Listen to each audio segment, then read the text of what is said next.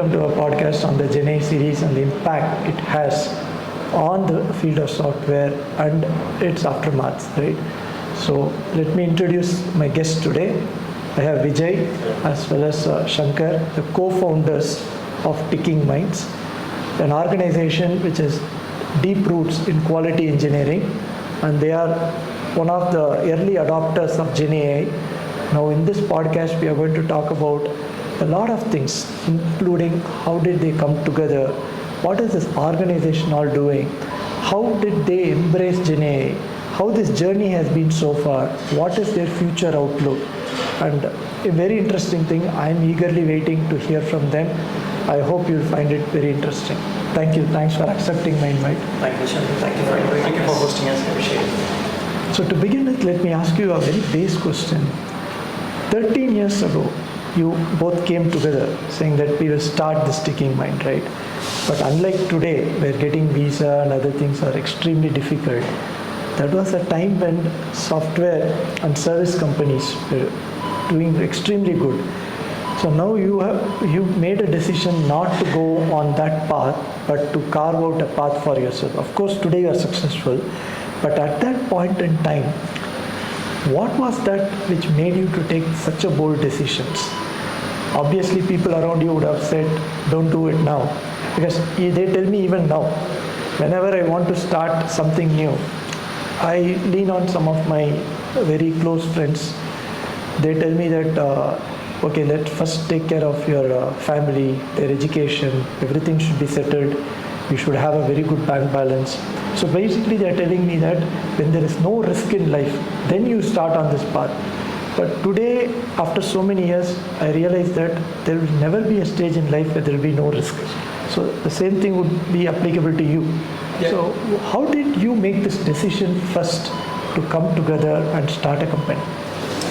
Yeah, I think it was way back in 2006 that I had my own entrepreneurial aspirations. I thought, as you said, the risk was the main thing. Do we have enough funds for our family if we go into an entrepreneurial journey without any salary for say 2-3 years? That was the first thing that was weighing in mind. Unfortunately, I started planning for that. Okay, I thought, okay, there is a risk involved, but I'll have some amount of money saved for myself, and then I'll jump in. So I decided no matter what, 5 years later, I'm going to start my own organizations. Again, it stems from another aspect as well. Myself and even Vijay, later I understood, we had a lot of innovative thoughts on how quality engineering work should be done. How innovative you can be in quality engineering, though it's an absolute monotonous task on a day in, day out. In a corporate life, you may have some aspirations to do things in a certain way, but most often than not, your organization forces you to work in a certain way. And when you're talking about 2005 to 2011 times, I would say the IT services was at its peak really. And every day, when you get into an organization at a senior position, the basic problem for you is to find someone to staff in a customer project. Okay, that is the main thing. You won't have enough people. You have a 95% utilization on the ground. You have to find people. Either you have to recruit, search someone on the bench, and then staff into the project to make sure that the organization gets the revenue. And you can do this task day in, day out, all working days in a month, all throughout the year. That is what your organization expects you to do. Unfortunately, if you have some innovative thoughts in mind, throw them off. And that is something that both of us were not willing to do. And we were just waiting for the right moment. We did not have any product idea, to be very honest, when we quit. We thought we can offer services in the proper manner. Provide solutions. Though the customer is asking for a service, see how you can bring in a lot of efficiency, provide a lot of effectiveness to the services that you provide. Basically, provide a lot of value. That was a prime thing in our mind when we came out.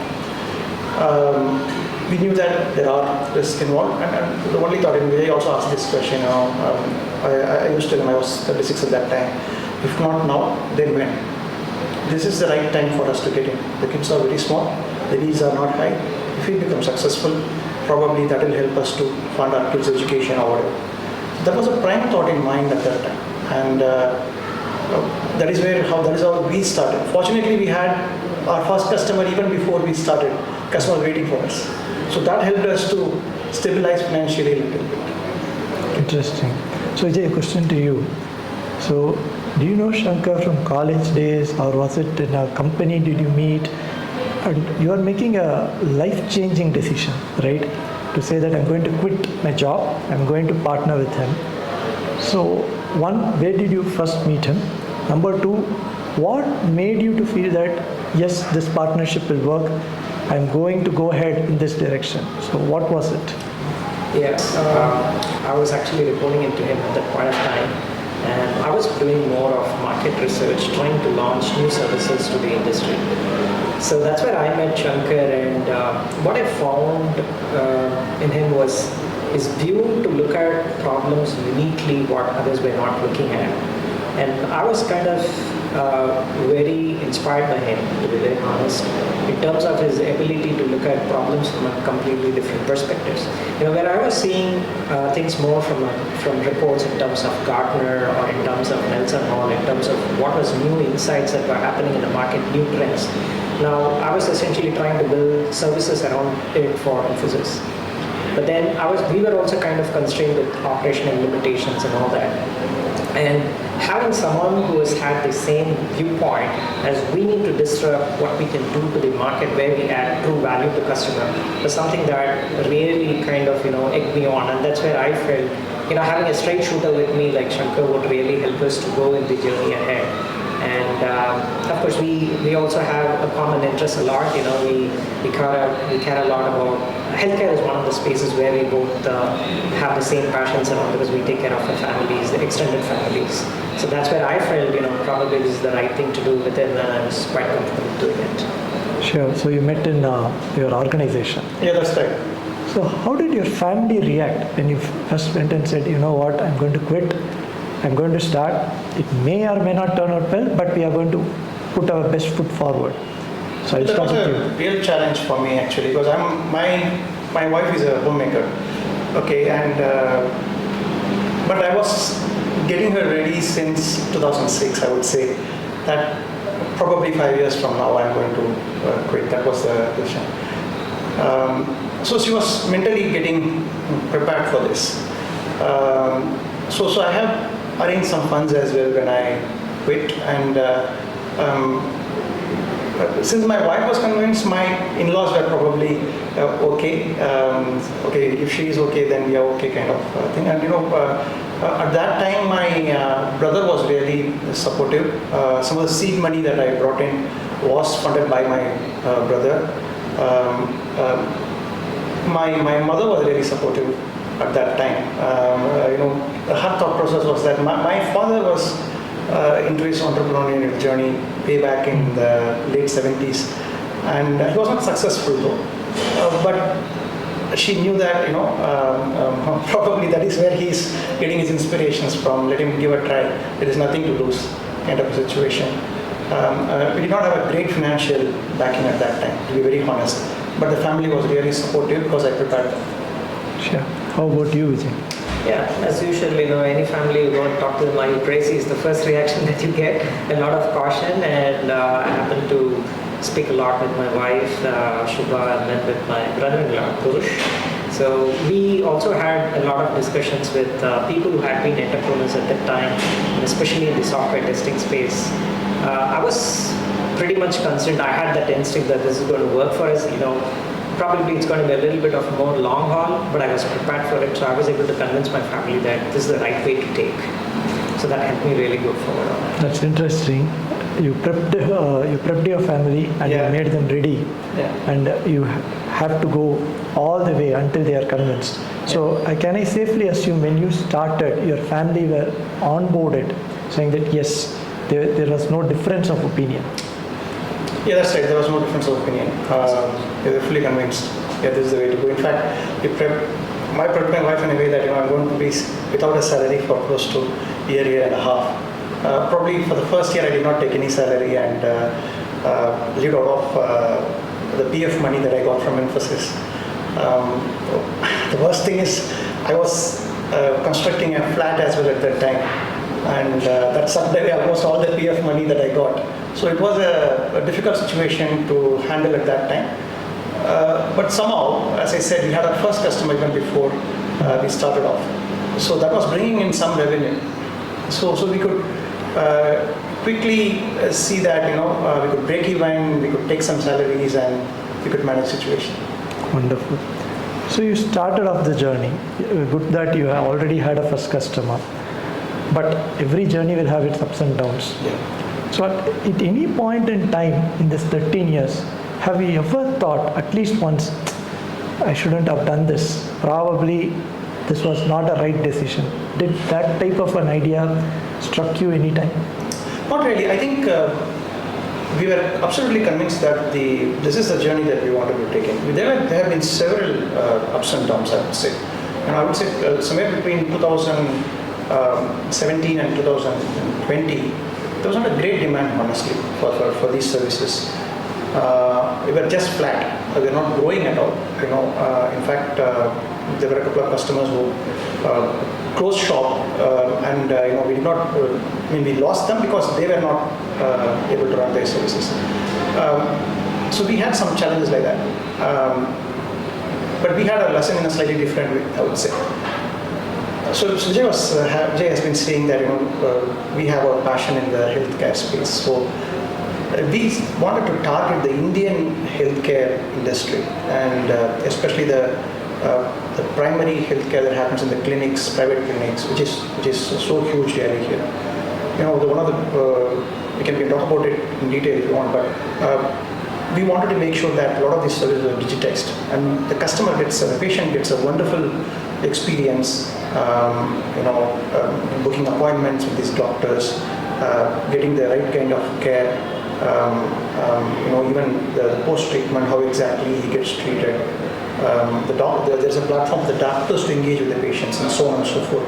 So this is something that has been our dream for 2-3 years, and before 2016. So we wanted to focus on that particular kind of service. So we built our own platform that can provide this service. Apparently, what we realized was that our bandwidth was absolutely running thin. On one side, we are focusing on Ticking Minds, which is into quality engineering services. On the other side, we were focusing on building this healthcare platform.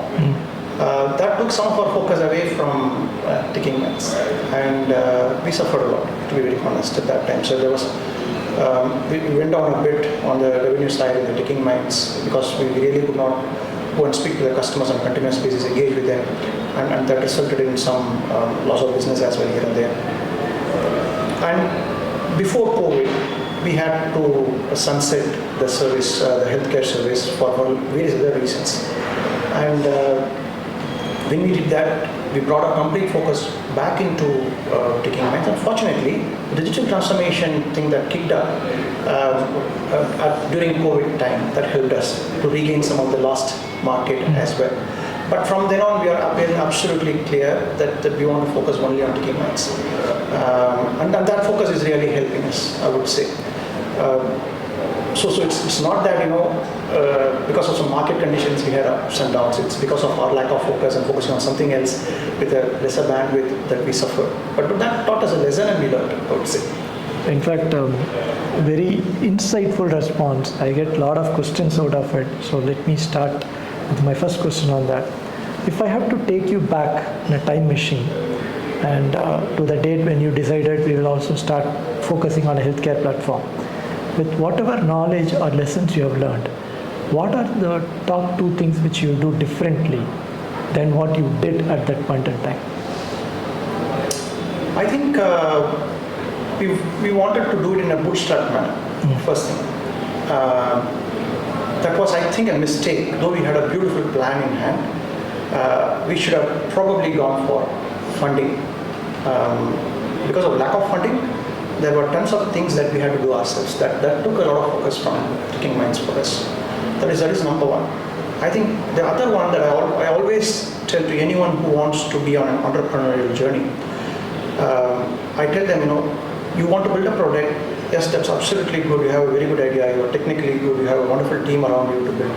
Do you have a sales plan? How are you going to sell it?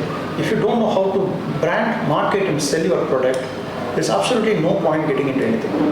You can build a wonderful thing which is better than Google, but if you don't have a plan on how to brand, market, and sell, please don't get into this. That's what I say, and that's a mistake that we did. Our idea was good. Till date, we don't have any product in the industry that does what we tried to do in 2016 with the technology that was available at that time. We have AI today, there was no AI at that time. We always discuss, we have that code base still available with us, and we say that that's a wonderful product even for today's world. But we do not have the right kind of plans on the table to sell it, market it, or whatever. I think we will get into healthcare again if we are able to sort out that particular problem. And whenever that happens, I want to be a partner in that. Because healthcare is my sweet spot. Yeah. So one thing I would want to add what Shankar said is I think it's important to have a strategy in place, just not building the product, but how to take it to the market, how to position it in the right fashion and ensure you're able to capture the market share. And if possible, you should get good amount of mentorship and try to have some funding, find some angel investors or somebody, who can really help you to, network and look at the funding for you. That would really help. So that brings an interesting question. See, always now I see two types of people. One set of startup who even before they come up with a plan or a strategy, they go ahead and say we need funding, and today the market is very different than 10 or 15 years ago. Yeah, I agree. So they say that, okay, we want funding, people come in, either the investors could totally change the roadmap and the startup becomes a failure, or we have the extreme cases where people just take the money, they don't do anything, and then they say, hey, it didn't really take off. The investors are at a loss. Then there is a different school of thought where people quote often Zoho, saying that Zoho was always bootstrapped. Yeah. They didn't take any external funding. So now with your 13 years of experience, what is the right definition? When should we think about going ahead and seek out funding? When do you think it is always good to be within our bootstrap? Because both comes with its own merits and demerits. When you are within your limits, when you are putting your own money, you are the ultimate boss. But when I go ahead and put in a money, I may not know what is the software, what is the domain, but I might want to have a sphere of influence directing you, right? For that matter, any startup. So I don't know whether there is a right or wrong answer to it, but what will be the close to the right answer, saying that this is a point where you need to think about funding? Yeah, let me answer that. I think it goes back to 2012 when we quit our corporate life and jumped onto this entrepreneurial journey. One of the main reasons we quit was we thought we don't have the liberty to pursue what we wanted to do. No matter, I was a delivery manager when I quit. I was so high in that corporate ladder at that time, but still I did not have the liberty to pursue what I wanted to do. Now, if you bring in an investor, as you said, there is a good likelihood that he may still pick the plan and may not want you to do what you want to do. Okay, so we thought we will probably bootstrap and do what we want. And when we are having a good product or a good service and we want to probably scale up, at that time we will need funding. Okay, so our idea has always been, if you want to do a product, prove it, and then for scaling up, go for the investors. Bootstrap it, get the MVP out, then seek the funding from the larger market. Right. So basically you are thinking about a long term, unlike some startups who just wants the funding and then look up for acquisition or closure. So you are in for not a short term but a long term. Absolutely. I think the skin in the game always helps. You put your own money in, I think your attitude will be slightly different towards the service or the product that you offer. I think we have seen it firsthand ourselves. Yeah. Now I'm going to ask you a very different question, because you are one company who have clients based out of US as well as India. Yeah. There is a talk in social media which says there are some startups in the last few years who have said we don't want Indian clients. Yeah. And the reason why they say is Indian clients, they don't respect privacy. They think that they have an ability to ping you anytime on any day, whereas US customers, they have that boundaries. And number two, they also say that the demands are too aggressive here, where they feel that they're entitled to give you any change without any remorse or guilt, saying that, yeah, you have to do. And then the sales cycle is very different. The account receivables, you don't get paid on time, you need to do a lot of follow-ups. And again, all this I just read in multiple forums, where some companies have even openly said, we want to cater only to international needs, not the Indian needs. But you have been successful. Yeah. And I will not discount all those things, saying that there is no truth to it. But first question is, did you face any of it? Not right now, but even before.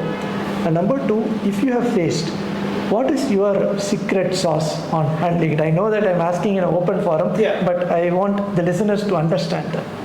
Yeah, see, we used to do a lot of staff aug projects before 2015 or 2016, I would say.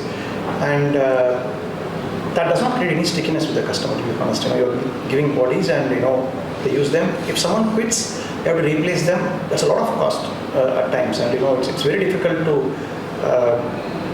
do a profitable business in a staff aug manner. At one point, we decided that, we are done with the staff aug thing, so we wanted to add a lot of value. Now that we've got a foot in the door, staff aug helps you to get the foot in the door in an organization. So let us do a managed services thing, wherein there are many projects where we go and tell the customer, this is a fixed price for us. There may be a premium because we are taking the risk. This is a fixed price. These are the milestones, and these are the billing schedules. You adhere to that when you take the project.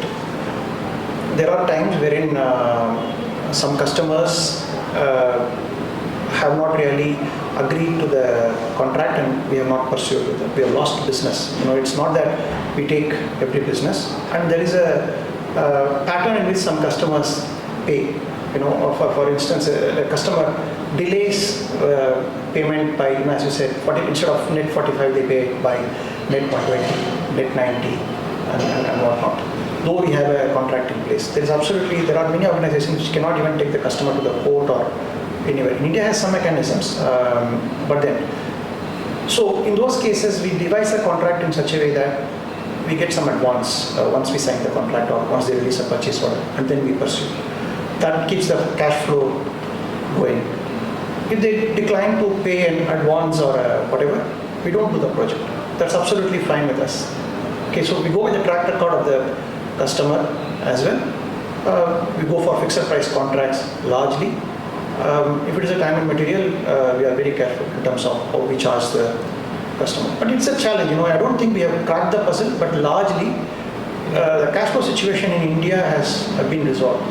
Having said that, it's not the case that in US everything is rosy. We had problems with some clients as well in the US. I wouldn't say it was very intentional.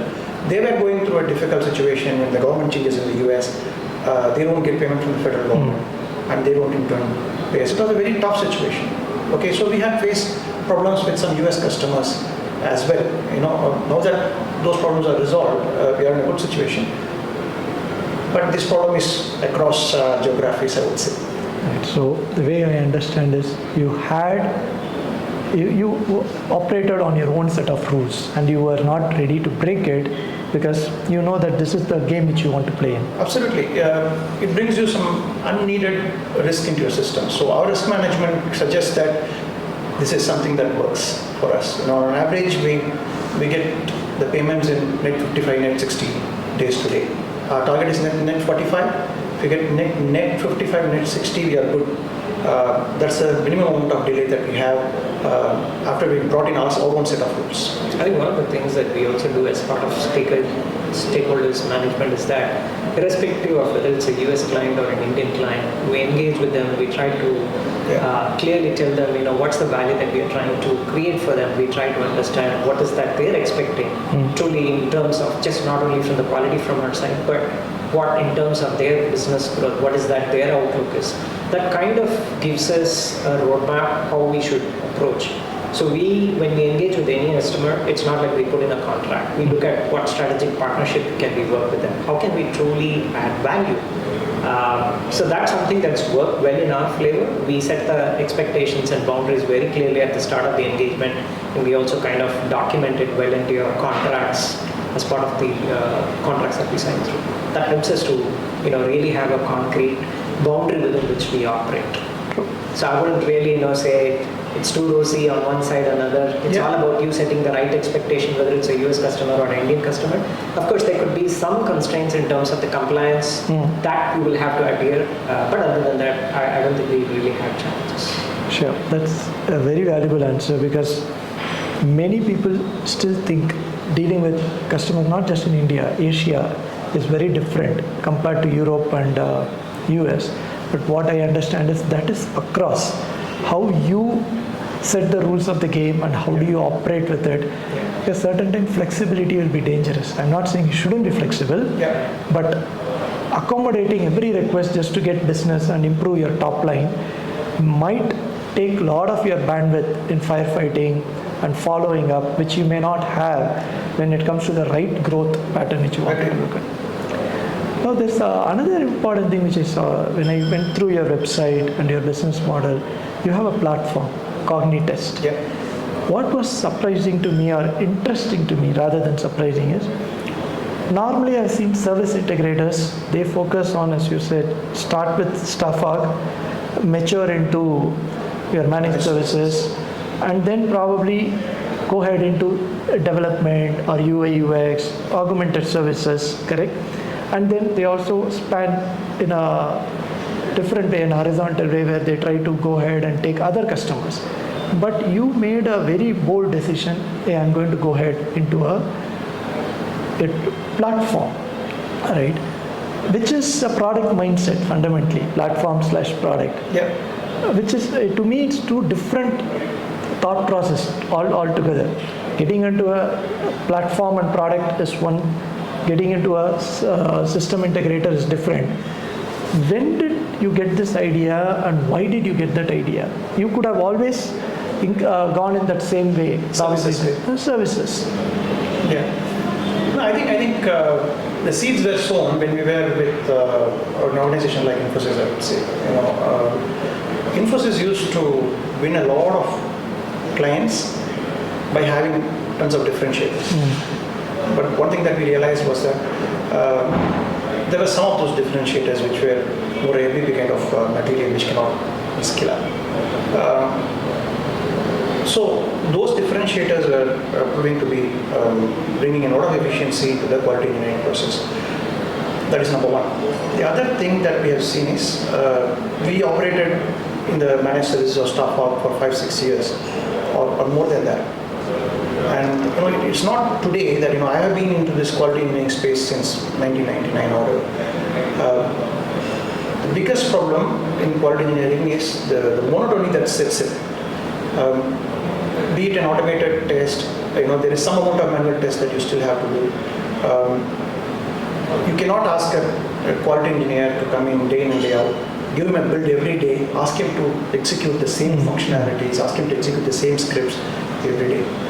By doing that, the quality engineering process itself will introduce defects into the system. They overdo.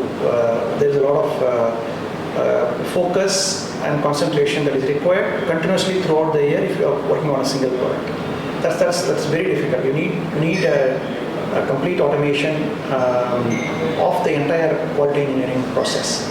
So we were looking very closely into the technology developments that were happening. Okay, one thing that we felt we missed was when blockchain came in, we were focusing on the healthcare side. So we could not really leverage blockchain and then use it for quality engineering or whatever, or either giving solutions for blockchain-enabled products or using blockchain for some quality engineering. We did not do either of those because we were focusing on something else, very honestly, at that time. We thought we probably have missed the bus. That was the thing, and we could not jump in at a later part for various reasons because one of the main reasons was that we were not even getting any demand from a blockchain perspective with our existing set of customers. So we're just waiting for the right opportunity. When digital transformation came in during COVID, we could leverage it and do some things. But it was not a technology change per se. It was that everyone wanted to go online, use technology widely, and that helped us to bring back some business. But when AI came in, that was something that we had been having in mind. From a monotony perspective, how do we bring a lot of cushion to your quality engineer? He can provide an oversight and get the deliverables out very quickly. He can leverage AI, get the executions out quickly. But then we went more than that on the requirement side as well. But we thought AI is probably offering a futuristic quality engineering studio or a platform with the other technologies before it could not have really brought in. So we wanted to focus on it much earlier. Our focus has always been, as I said, it's about bringing in efficiency and effectiveness. No defects or very less defects after the product goes out to production, and do the things at double speed when it is before production. That is the sole mantra that we have been working on, add a lot of value to the customer on top of it. For us to achieve this, we thought AI is perfect. It's a low-hanging fruit from a quality engineering perspective, and we could leverage it. We could quickly build a platform, an MVP, and then start scaling it up slowly. So that is what we are into. The following, we were kind of following the trends that were there in the market.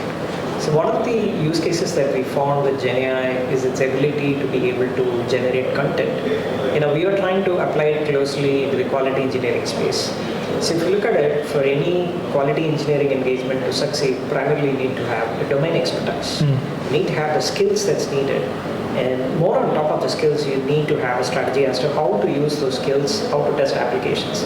So what we really looked at is, what if we offer something where we will be able to augment skills, expertise to engagements, where we can, not all organizations can afford to have super experts with them. So can we really build that expertise within them? Can we look at GenAI to provide that? So that's how we kind of envisioned a product like Cognitus, and we built it right from scale, where we look at it from requirements to requirements validation to strategy design to test automation to contextual test data creation, automation script development and test execution. So that's the whole thing that kind of really drew us to use generative AI as one of the use cases to look at building the platform for quality engineering. See, today your platform is performing, so it looks good, but I'm just trying to think the day when you made a decision, let's go ahead and build a Cognitus, right? I see three factors which were actually operating not in favor of you. I'll tell you what. First one, you were just off from an unpleasant experience of the healthcare because you were way ahead of the curve. Yeah. So that means that investing in a platform may not be the easiest choice. And number two, we are also talking about a period when pandemic came in. Yeah. It actually shook the way we were doing things. Yeah. And number three, you already said you invested on blockchain, but there were no takers to begin with. So, and I have seen the trends when you do something like AR, VR came into picture. Yeah. Blockchain was one of it. It was all hyped saying that this is the future. So at that point in time, even GenAI probably would have thought, hey, this is following a familiar pattern. Something has come in, it may or may not work. So you just had a scenario where things didn't work out, technology patterns keep shifting, and pandemic is also there. Now we know how did it settle, but at that point in time, you don't know when things will come back to normal, if at all will they come back to normal.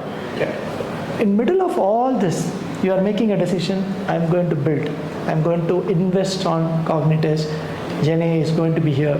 So what gave you that type of boldness or audacity saying, let me do this, despite all the facts pointing to you in a different direction? I think as I said, the healthcare thing failed because we did not have a right kind of branding, marketing, sales plan. Very simple. The product was good, was way ahead of the curve. Sometimes, even if you have all this, if you are way ahead of the curve, you can fail. Apple has failed many times like that. Second thing is, we we were absolutely clear we want to focus only on taking minds. So whatever idea that we bring in, whatever differentiator that we bring in, needs to be aligned with what taking minds does as its core business. I think bringing AI into taking minds, AI-based studio into taking minds, or building it, that was an absolute alignment. Okay, for us, that was a no-brainer. We have to do this. Again, but whatever mistakes that we made earlier, we made sure that those mistakes were not repeated. Okay, so while I focused more on the solutioning side, Vijay started focusing more around the sales marketing side of taking minds. So we were very clear, this is aligned, we are focusing on sales and marketing plan, nothing can go wrong from here. That is the second thing. I think the third important thing, which is the key I would say, is the kind of attrition the industry is facing. Vijay covered it a little bit in his earlier answer. When we have someone working on a client engagement and assume that he moves on, it is very difficult for someone else to come and pick up. Especially you work for a leading investment banker in India, okay, and that particular platform was so complex. It had an equities trading, derivatives trading, even you can buy debt instruments, insurance products, so on and so forth. It has its own set of rules, differentiators from the other players in Indian market. So someone was worked on it quick. We had absolutely no one to come and pick it up. We lost the engagement there. Okay, so how do you ensure that the knowledge is retained, or you have very less dependency on people? And that is where I think, first thing, having a very good testing knowledge, having a very good knowledge on the domain, having a very good knowledge on the product. I think these three are the key for any tester. And that problem is being addressed by AI. And that's also one of our core business problems. For anyone who is operating in the quality engineering field, that's a core issue that even now everyone is facing. And that is something that AI is able to address to a very large extent. I'm not saying it's addressing fully, but to a very large extent it addresses today. And we are convinced. Okay, it's not, I would say, the complete boldness that we had. We thought that's the way. If you want to solve the problem, we need to go. Okay, and it aligned with whatever we are doing, and we thought we'll jump. As Shankar said, it's like we ensured we had the lessons learned from our past experiences. We were following the tech trends that were happening in that. And then the third thing is the true market problems in terms of skills dependencies that were there were creating a lot of issues. Now then we started focusing on what's happening from a business perspective. So customers are looking to save costs. Either they look to improve their top line or save their bottom line, right? So they look at perspective as to, can I go faster to the market? Can I cut down my cost? How efficient can I make my teams with limited team skills that I have? So that's an area of what we thought through is definitely GenAI that's going to really help through. And that kind of convinces to build a platform in that direction where we are solving real world problems, rather than just looking at a technology adoption. We thought that this is a very good use case, which for any small, micro, medium companies, we will be able to replicate and solve their problems with. And that's how, that was our conviction to go with Cognitest. So that response actually makes me to ask you this question. In general, when this GenAI came in, there was excitement. But with that excitement, there came fear as well. Yeah. So there are people who are thinking we might lose our job.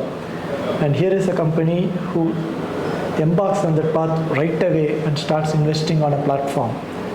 So that means that within your teams, now there will be associates who will have that fear hyped up, right? So how do you approach it? How do you convince them that, hey, you need not be in that state of mind where you lose your job, right? Though you are investing on AI and you are one of the early adopters of AI, but this fear is real. Yeah. Maybe sometimes it is unfounded, where people don't know what is going on, but they yield. The bad news travels much faster. So how do you approach this problem? So I think it's not an unfounded fear. I think the fear is real. We were discussing a few days back about the resistance our teams have in using our own product. Okay, so it's absolutely real. we had several sessions with our teams. I say this quite often. People who are 25 and 30 today may not know about the industrial revolution that happened, and when the industrial revolution happened, the barrage of machines that came in, people thought they were going to lose their jobs forever, and they're going to be on the streets. That's a short-term thought process, and how the industrial revolution made industries to scale up, and how so many got jobs is everyone now know, right? So I think from our perspective, AI is probably going to do the same. Probably not in the current shape and form. AI may get refined, and a year from now it could be in a completely different form. And we may see that there may be a lot of different job opportunities that may come from an AI perspective. And that is what exactly we tell our teams as well. It's important that you educate yourself on AI, get yourself trained on AI solutions. What is there in the market today? What is going to come up? Watch out for the trends that are happening. There could be something that aligns with our interest, and we may be able to pick up. So we advise our teams to do that. Because we are working very actively on the product as well. There is close to 10%, 20% of our team that just focuses on what is happening in the market. Not everything not every development that is happening on the AI front will help us. Okay. But there is some 1% of thing that happens, like an MCP server that came up in the last 6 months. That is something of interest to us.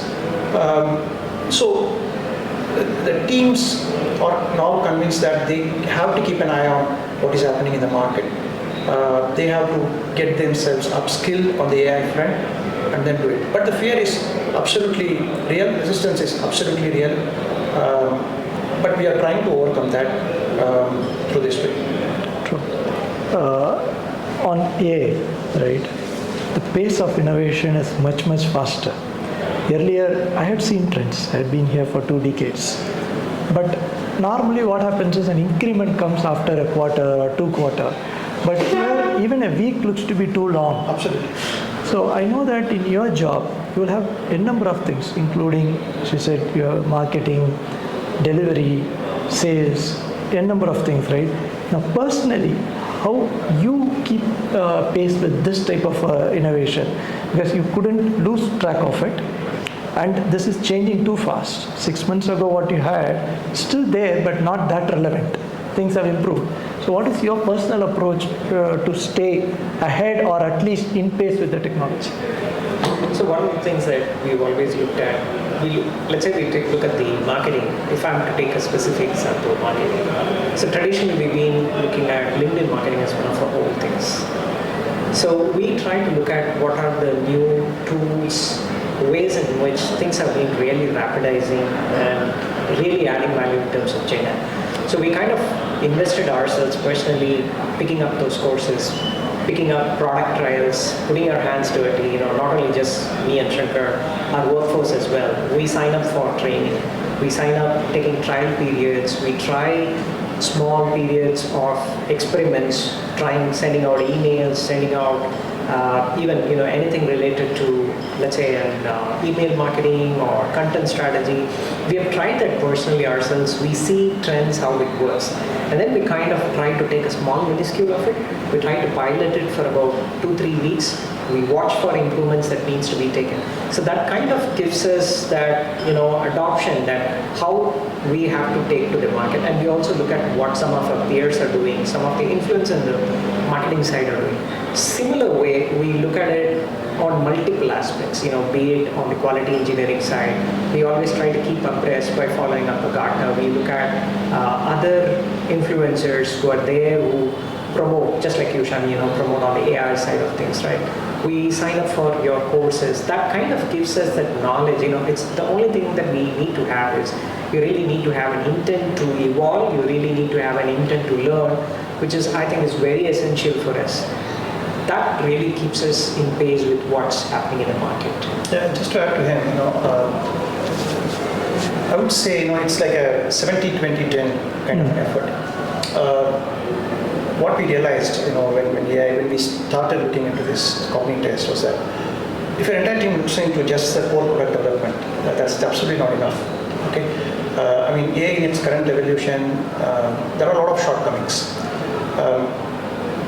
As I one of the biggest features that we have is the contextualization that we have implemented.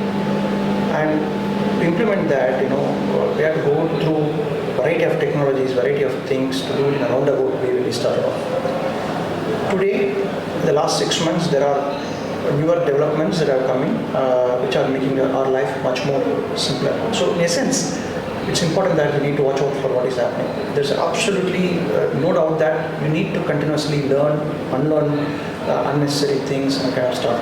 If your team is very complacent, there is no place to work on an AI technology-enabled product. That's very simple.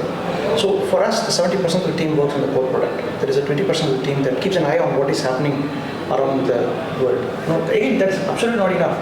No, not everything that is available may be useful to you, but there could be few things which are very promising, but you're still not sure whether that will be working for you. So we have to take those 10% of the things, 10% of the team works on, does an R&D on those. Okay, just one point to what Shankar mentioned about is, I think we need to have that mindset change for our teams as well to adopt VR. They shouldn't be complacent or having unformed fear that, this is going to take away their jobs. It's an opportunity for them to upskill themselves, go up the value chain. You see, no one is going to be with an organization for long. So what's the value that you can pick as a skill? And if you have an environment which really nurtures your skill, I think people should use that opportunity, learn as much as possible, not only for their own selves, it's also about training people around them, adding more value to people. That's something that's essential, and that's one of the reasons why we kind of try to bring in a cultural change as well within the organization, that people should look at the certification, people look at enrolling for new trainings, people try to look at building small utilities. That's something that we encourage. That really helps us here. So you motivate them, you constantly do that. See, from the day I started in software 25 years ago, changes in requirement or volatility, which we call it as, had been a pain. Nothing has changed in the last 25 years. I still hear from my own teams and the teams which my friends who had been in multiple geographies, multiple domains, they all say the same thing. It is a common denominator. Now, through your platform, I know that you are not just someone who uses the platform to offer a services only on the quality engineering. You also scale up and you say that, hey, you need to fix this gap in requirements. Yeah. That itself is a very different idea, right? The way I look at it is, you have a platform, it can do a gamut of quality engineering services. Yeah. But you choose to think beyond that.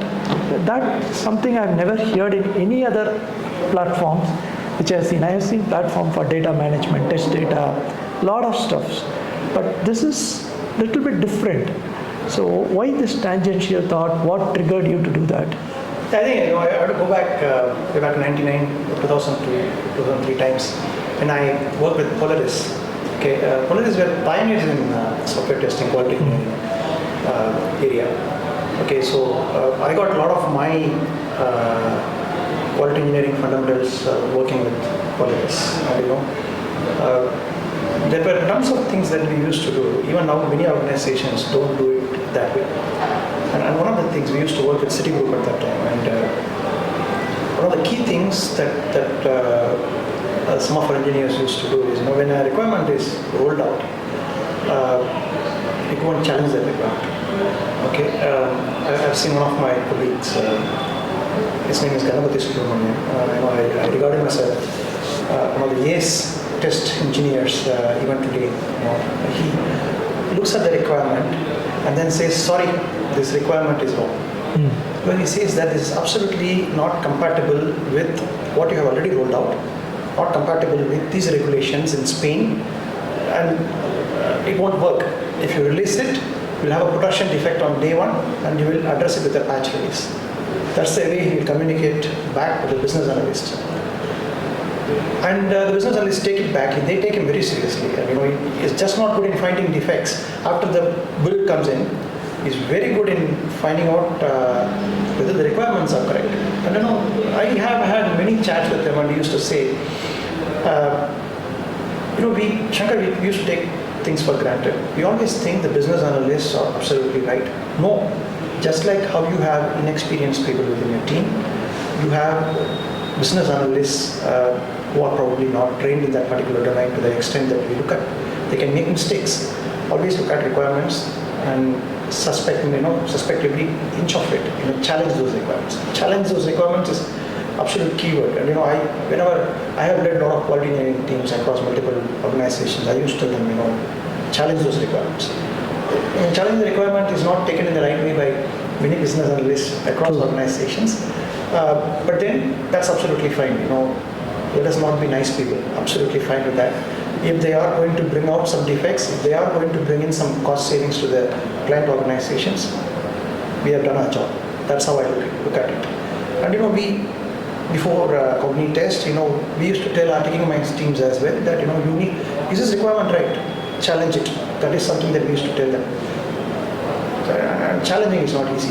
Believe me. It is not easy. You are learning that domain, and you cannot challenge it unless you have mastery over it. If you work for 3, 4 years, 5 years in the domain, probably you can challenge some requirement, otherwise you won't be able to. But with the AI, we used to work with one of the clients who used to work with the federal government in the US, and there are tons of requirements, tons of regulatory requirements that they were addressing. And we used cognitive test in that particular space. And though we had, first thing is we thought, if we have a AI-enabled solution, we should first implement this challenging requirements. So we implemented it. And when we ran a gap against a particular user story, we realized that they were not addressing a couple of state requirements that need to be addressed. And they were addressing all federal regulations, but not the state regulations. We took it back to the client, and the client said, yes, if you had rolled this out, probably another 2 months of work, another rework, the complete architectural change, all those things would have happened. So they implemented it back. This was kind of an aha moment as well for us. There was a strong conviction for my learning at that time, and that conviction was also proved to be right when we did that. So, I speak to tons of leaders across industries. Recently when I went to Texas, I was speaking to a CTO, and I was showing a demo of cognitive test as well. When I told him this, he said, Shankar, you know what? You speak to everyone, no one will dispute your thing. There are bad requirements coming everywhere. The only thing is everyone knows they don't know how to address it. They're just keeping their mouth shut. So I think I'm very happy that something that we learned 20 years back, we're able to implement it back through cognitive test, and there are customers who are taking it in the right way. There are business analysts who are taking it in the right way. That's a huge success. I think one of the fundamental shifts in challenging requirements, what we've done as part of cognitive test, is to really call out what is the gap in the requirement. You're not really challenging the business analyst as an individual. Yeah. You're actually challenging the business requirement in terms of what's the gap in the requirement, what is the impact that it's going to have on the business. And it's like, if you're stopping there, you're probably half done. In a way, you are supporting the business analyst, Yes, saying exactly. that let's And do then you're better. going a little bit more further and saying, here's how probably you should address it. So we give that recommendation around it. And if through the platform, if that's found to be acceptable, we help to refine or rewrite the entire requirement addressing all of those gaps, which really gets the buy-in from the business requirement. But still, we have the human in the loop process there, so the business analyst reviews the entire thing, validates, and then takes it forward. Yeah. So that's the biggest value that we deliver to business, if you ask me. So in a way, when I hear you, right, I already see that you are not at the surface level of GenAI. You have started adopting it for multiple things, right? And we all know GenAI is evolving. So with what we know today, if I have to ask you a question, where do you see taking minds in general and cognitive test in particular 3 years from now? Because nowadays talking 5 years, 10 years looks to be a cliche. So 3 years, what is your vision? Yeah, we want we're in tons of leads, to be very honest. And myself, Vijay, and our team, extended team, we all are spending a so much amount of time in giving demos to our clients day in and day out. It's been an endless cycle. A lot of leads that are coming in. There are some conversions. There are people who are not ready for AI. They are not okay to taking minds in its current fashion. So there are these usual things that are happening. Okay, and the good thing is we have some investors who are coming in. We are seeing a need to scale up. Shami, AI is not cheap. Okay, AI skills are not cheap. When you use Gen AI, paying for LLMs is not cheap. Nothing is cheap. So we are getting some investors also in very soon. And what we want to see is we want the customer base to be 10x from what it is now for Cognitest. Okay, that's our first target before the end of 2025.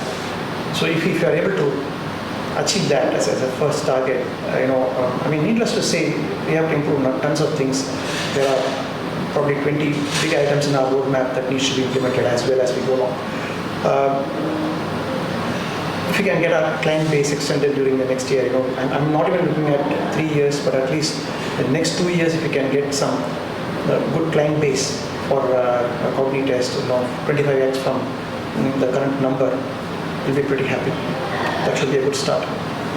And currently what we're focusing more is on the traditional side of development. What we would like to envision for us is how do we ensure quality engineering for AI models themselves. So that's something that we're building through. That's something that is our vision as part, how do we validate models that don't have hallucination in them, how do you train models. That's the next thing that we are going to work on. That's our vision. Yeah. So I'll come to because speaking to both of you, I'm learning a lot.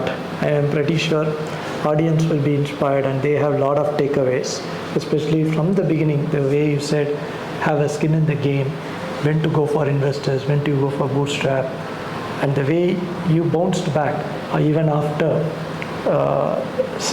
having a platform not going in the way you wanted it, getting in a different direction, not just going on the service integration. There are too many things which I can count in.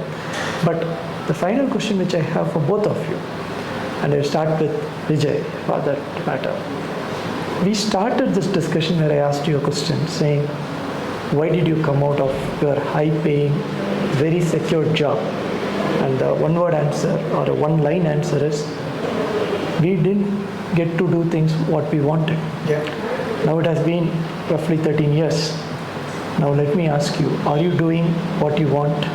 Absolutely. I'm cherishing every moment of it, what I do, because I get to look at things from multiple angles, be it in terms of strategy, be it in terms of ensuring there's client success, delivery, whatever we do. We also look at what technology trends that happens. So it kinds of an all-round development, all-round focus for us, and it gives new challenges is being thrown to us. And most of the engagement that comes to us are not straightforward engagements, which, unlike what we've seen earlier. So that kind of also challenges us in terms of technically, in terms of strategically looking at problem solving as well. So we're pretty quite happy with what we're doing, and we really think we're there with what we set out for. Yeah, absolutely. I always ask myself, it's just not Cognitest, we have a couple of more solutions as well. So would you have been able to build Cognitest had you been there with some other corporate entity? Probably not. So that is one. And second is, both of us have been inclined towards lifelong learning. Okay, learning and how you adapt technology and implement. I think Kicking Minds has provided an opportunity to do that. Okay, so there are times wherein you question yourself, is this the right decision that you have taken to jump into this? So we always ask her the question, and we are pretty happy that to say yes, does not go wrong yet. Yeah. Certainly. In fact, this will be it was personally an inspiration to me, and I felt 1 hour back and now my knowledge has got enriched, and the ability to take decisions and operate with our own rules, though sometimes it may borderline between rigidity and flexibility. Sometimes you need to have a clear definition and abide by it. It's easy to say, it is not easy to follow, especially when you're going to lose a client since they are not comfortable taking your rules. People will not try to be flexible because the top line is always important. Yeah. So those are some of the things which I believe I'm going to keep thinking, recalling, and change the way I operate. Thank you. Thanks for your time. And I hope the audience would have liked this discussion. In the comment section, you will see the link to both Cognitest as well as on Ticking Minds. And both of them are available over LinkedIn. You can reach out to them. And please let me know your comments. I'll be more than glad to take that and channelize to them or to address it in the future podcast. Thank you. Thank you, Sean. Thank you. It was a pleasure speaking to you. Thank you. Thank you.